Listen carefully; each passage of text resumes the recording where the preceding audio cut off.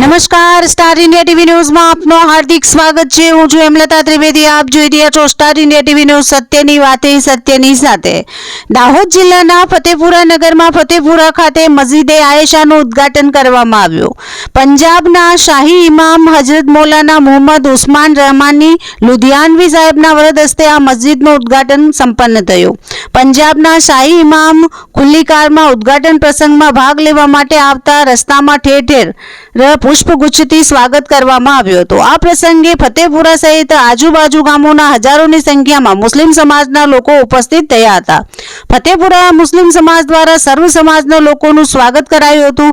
કાર્યક્રમમાં ફતેપુરાના હિન્દુ સમાજ, આદિવાસી સમાજ અને દાઉદી વોરા સમાજના આગેવાનો પણ ઉપસ્થિત રહ્યા હતા।